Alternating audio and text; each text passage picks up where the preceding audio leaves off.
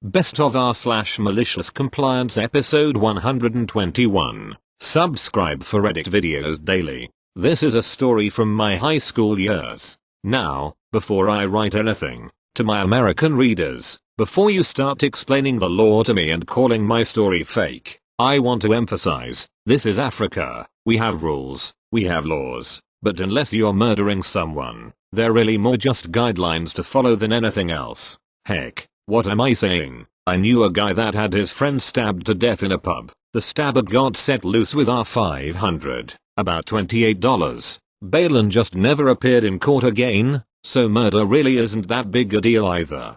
So, a brief backstory. They're not really crucial to the plot, but it paints a nice background. Any of those that read the story about my evil stepmother knows that by age 14 I was living alone in my father's house and making a pretty comfortable living renting out his rooms to students. Therefore, needless to say, for me high school was a blast. Now I'm not going to lie and say I was a good student. I was anything but. I mean, I never drank or smoked, but I skipped school almost more often than I attended. When I rarely did show my face, I'd often just go sit in any class that I felt like, whether I took the subject or not. Sometimes I'd just go to school for recess and go home again after. I was really living the dream of any average student. What's more, I hardly ever got in trouble. Even when I got caught, the teachers would kinda just brush it off and let me get away without so much as a slap on the wrist. Most of the teachers either loved me or had long since realized there really was nothing that could be done about me, so they mostly just humored my antics. There was, however, one teacher that saw through my charms. He was the first language teacher, never my favorite or anything, but I truly held no ill will towards him. In fact, I kinda respected him for being the only one that actually bothered calling me out on all my shit. Although this seldom did him any good, because whenever he threatened to call my parents, obnoxious kid that I was, I would just ask him, which parent? My mother in heaven or my father somewhere in Africa? If you manage to reach either of them, could you please ask them to check in once in a while? And this would kinda be the end of the conversation, because as arrogant as I was about it, my argument wasn't untrue. On to the day of the actual story. I was in my senior year and still attending classes on an on and off basis, but attending more than I did past. I wasn't trying to change my ways or anything, but I was in the process of putting together a 4-hour-long video of our high school years, and realized I had skipped so much that year, that I hardly had enough footage to use for that segment. On this particular day though, I had picked the wrong day to attend and ended up having to attend assembly. This did not sit well with me as I had a personal gripe against our school principal for something that had happened in my sister's senior year, and therefore I refused to show him any kind of respect. He later got canned for having an affair with the paid teacher, so karma, but I digress. Now, as arrogant as I was, I do maintain that I wasn't actually talking as loud as the language teacher accused me of, but I will openly admit that I wasn't paying any attention to the principal's speech, because I hadn't done so in 4 years and definitely wouldn't have done so that day, so maybe I was, who knows? He wasn't an unfair teacher or anything. Nonetheless, the language teacher pulled me out of assembly and forced me to go stand outside. So I stand there waiting. Several teachers pass me. One asks why I'm not inside. I answer that the language teacher kicked me out. They say okay and continue about their business. Later, the assembly ends, the students exit, and I'm kinda standing there waiting to be called to the office or just for some kinda consequence, but nada, nothing, zilch. So I walk back to class thinking, that was freaking awesome. Cue the malicious compliance. So the next week rolls around. I decide to attend school that day. Assembly time comes. The other students enter. I hang back, and when the doors close, I'm still outside. I hang around again. Later a passing teacher again asks why I'm not inside. I once more answer that the language teacher sent me out, and she again walks away without saying another word. The next week, I do the same thing, but this time instead of hanging out where the teacher told me, I just take a leisurely stroll outside, getting fresh air and an extra long recess while the other students are stuck inside that boring assembly. The week after, I got extra ballsy and invited a friend to try it out with me. He agreed, and when the bell rang for assembly, We both just hung back while the other students entered the building. So now I actually had company for this extra long recess. This was like the best discovery ever. Needless to say, I never set foot inside the assembly hall again. I wish I could say the same for my friend, but after 2 weeks he had grown paranoid and started attending again. Chicken. I would have loved to have ended the story by saying that the language teacher eventually caught me and I could have told him that he was the one that sent me out, but that moment never happened. Even though I was in the wrong and I knew it, I still would have loved that argument. Just a brief epilogue. The language teacher actually ended up marrying one of the girls in my class. Yes, I thought it was weird too, but he wasn't that much older than us, and I was very close to her sister, so him and I had nice chat at his sister-in-law's wedding and I apologized to him for being a yerk back then, so we're cool today. Thank you. Next. So in July I will have worked for this company for 5 years. There is a ton of things I do not like about management and the company, but the pay and benefits are really good so I stay. The worst part about the job is they are always penalizing people for calling out sick. We have so many employees that calling out sick does not hurt daily operations, but everyone knows the managers get a yearly bonus based on attendance and keeping call outs low. I accrue 12 sick days a year, but if you call out 4 or 5 times in a year period you get written up or even fired. And that is what happened to me. In March I ended up going to the emergency room 3 times due to 2 entirely unrelated issues. I went in to work with doctor's notes and everything, but it didn't matter and I was written up and told if it happens again they will continue with disciplinary action which could include termination. I tried explaining to my boss that I was in the hospital and he just told me if you have that serious of an issue then maybe you need to get FMLA. The Family Medical Leave Act basically allows people to take vacation or sick time for medical reasons and is a federally protected law. Cue the malicious compliance. I went to my doctor and explained the medical issues I previously had and explained how my job is going to fire me over calling out. I filled out the FMLA paperwork and got approved to call out once a month as needed for medical appointments or if I am unable to perform my job duties. So I got in trouble for calling out sick 4 times, and now I can call out 12 times a year just under FMLA plus 3 normal call outs without getting in trouble. Already planning on using these extra call outs for upcoming holidays and there is nothing management can do to me. Should have just let me use my 4 sick days. Thank you. Next. English is not my native language so apologies in advance. This also happens a couple months ago. Having worked during college at the local movie theater I came across all kinds of Karens. I'm this particularly case. Karen went to the movies with her 2 kids, around the ages of 4-5. As you guys know movie theaters have high prices for snacks and drinks. It was Sunday morning and usually this is a busy time with a lot of small children and kids movies. It's obvious that I'm dealing with a total Karen straight from the start.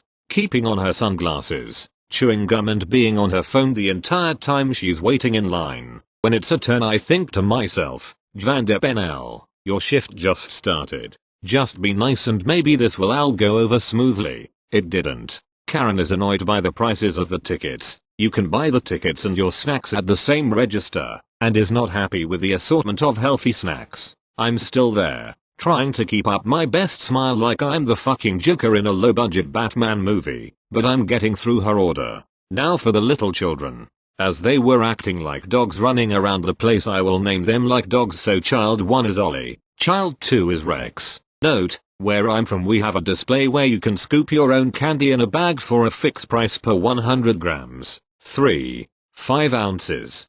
Being a movie theater, this is crazy expensive and a full bag can cost around €16/$17.50. Ollie, mommy can we scoop some candy? Karen, how much for the candy? Me, it's €1.50 per 100 gra.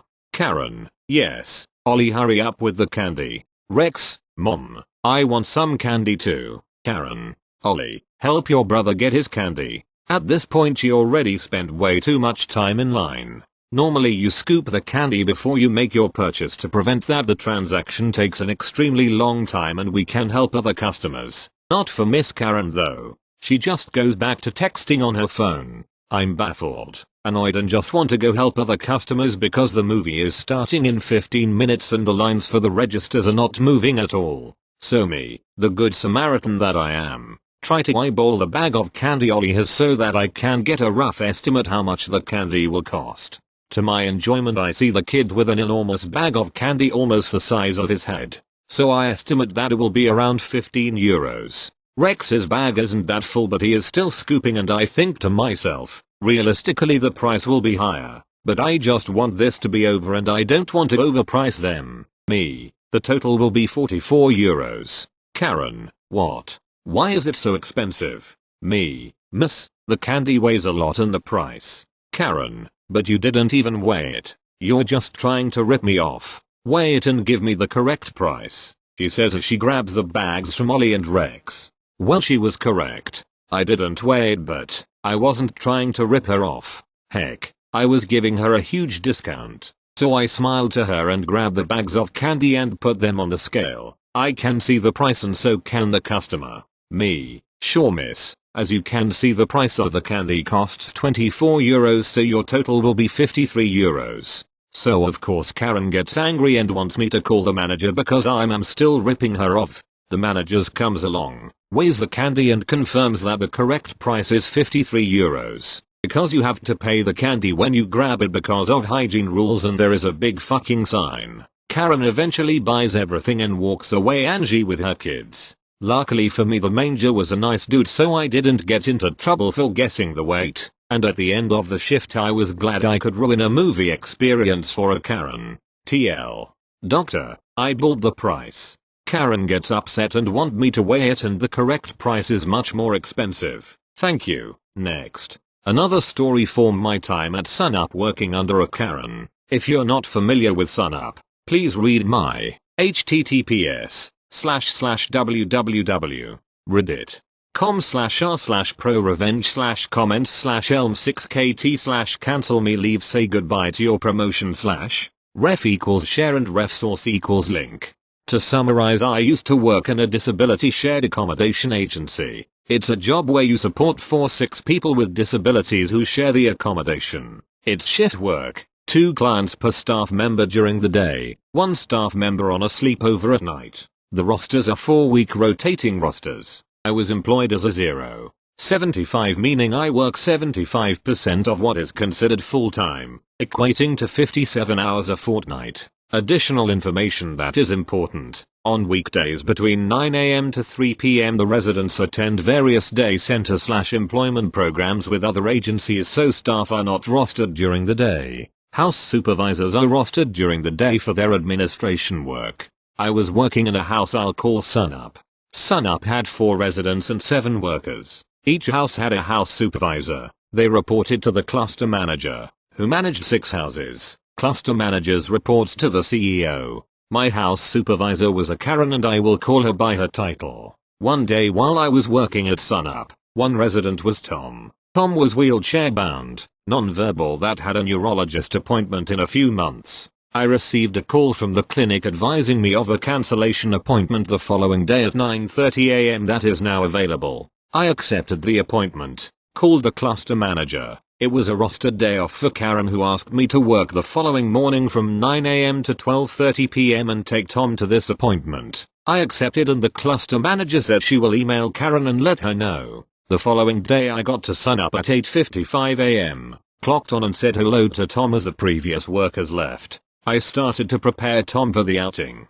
I heard Karen enter the house at 9:05 a.m. I walked down to meet her and was met with a "What the hell are you doing here? You're not working today. Go home." I tried to explain and she said, "Did I stutter?" I said, "Go home. I did not ask you to work so I'm not paying you to work."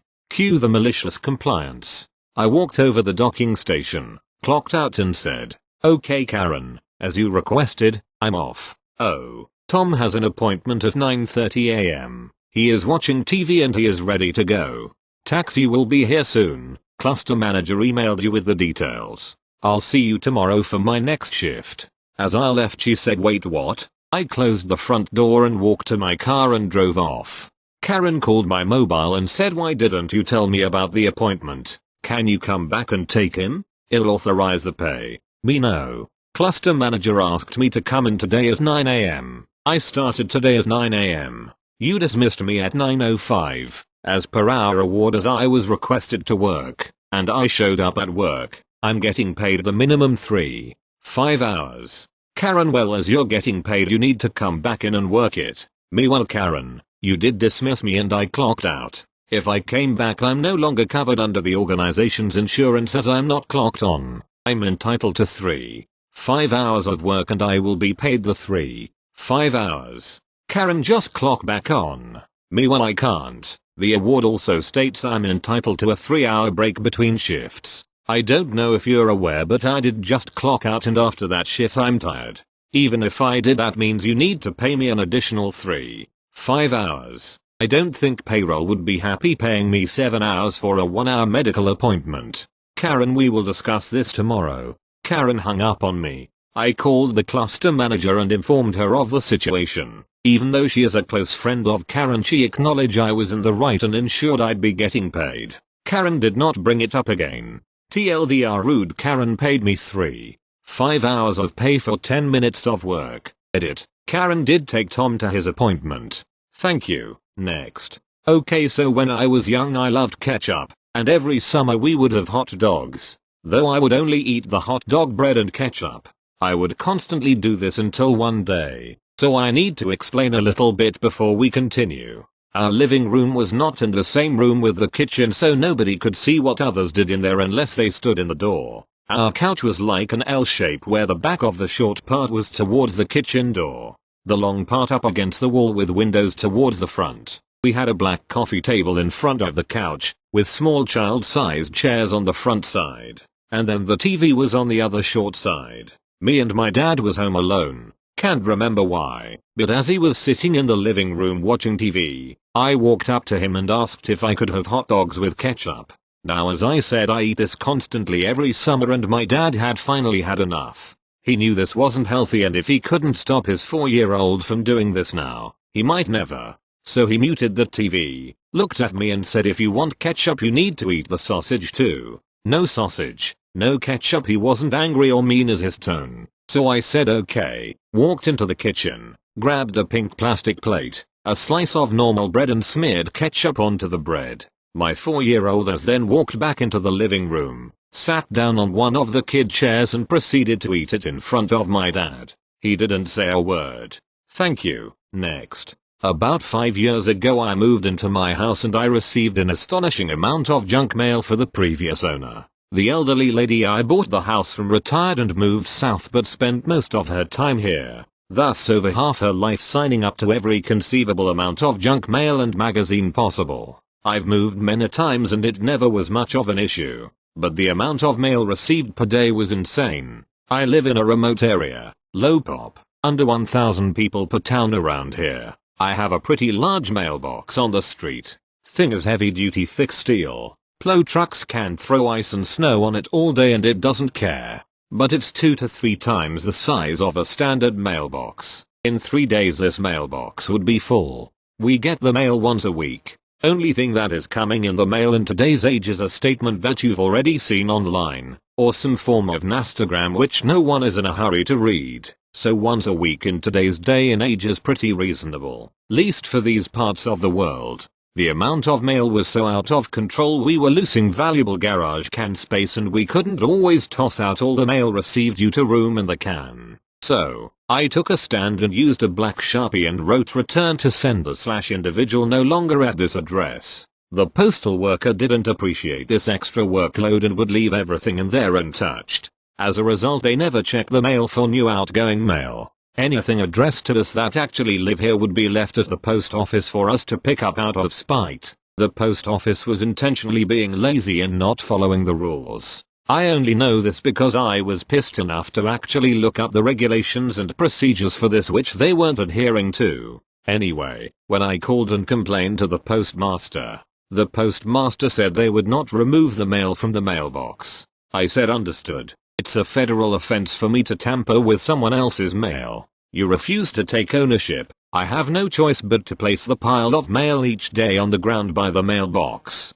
The postmaster said what I was hoping for, but it would blow all over the place and become litter and you would be fined. My reply: I personally wouldn't be fined. It's not my mail. However, anyone that would inquire about the litter, I would explain your personal position on it despite the responsibilities noted on subsection A paragraph B stating how to handle this situation. How do you think that's going to go? Your call. The postmaster hung up on me. Couple days later, after the mail piled up out there, the postal worker stopped. At first they had one of those little hand claw grabber things, but it just wasn't cutting it due to the amount. Also, it rained its ass off the night before. Each time they would grab a bit of mail, they have to carry it over their lap, getting water all over their lap. They finally had enough and physically got out and shoveled every last bit of it into a plastic bin and heaved it into the Jeep. That was 5 years ago. To date, I've only received 2-3 items of mail that didn't belong to me. When I write return to sender, that mail is collected immediately.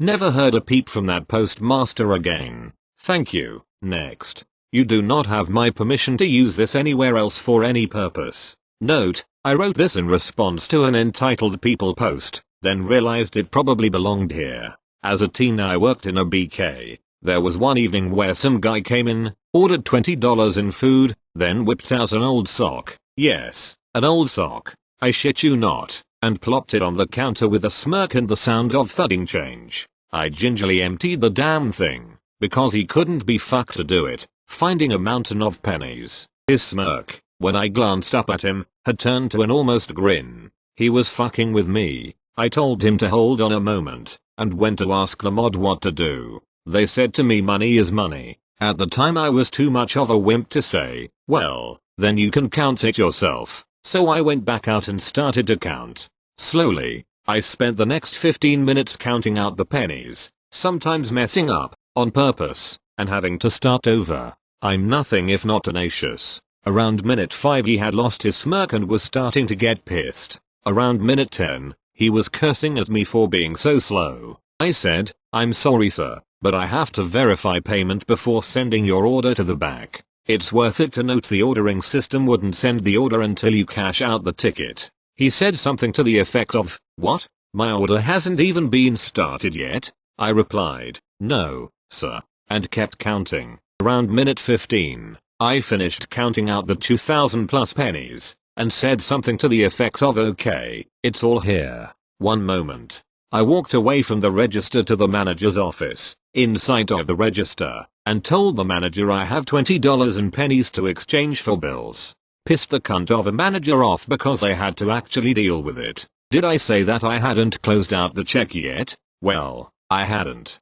Partly because I couldn't close the drawer properly with all of those copper pieces of shit. This guy had spent another 5 minutes waiting by Expo for their order before it had ever been sent. The manager came, exchanged the coins, they took them to the office to count. I would have loved it if they counted them there and then, and I closed the ticket. At this point, the guy was pissed and decided to yell at me for it. I told him that the system doesn't send orders until the check is closed, which means payment is made and the drawer is securely shut. He said something to the effect of this is ridiculous. I replied, it certainly is. Maybe you'll reconsider paying in pennies next time. The good old I want to see your manager came out of his mouth. So I went to get him instead of bagging his food. It had hit the warmers while he was yelling. The manager, pissed that they had to come out of their den twice now, wasn't very apologetic based on having to count all that bullshit change. As their exchange happened, I bagged his food and sat it on the counter next to him. All of this took half an hour. Thankfully it was late on a Monday night and he was the only customer in the dining room, for us. After his abuse of the manager, he snatched his food and stormed towards the doors. As he was passing through backwards, he cradled the food like a baby. Kinda nuts. I said very cheerfully, have a wonderful evening, and waved. He grumbled something that could have been a fuck you and left. I got basically a hand slap talking to from the mod that night. They seemed as annoyed as I was. Fun thing is, the guy came back the next week and paid in dollar bills. He probably got some kind of amusement making a food service worker count money, but he never, as far as I know, brought small change again.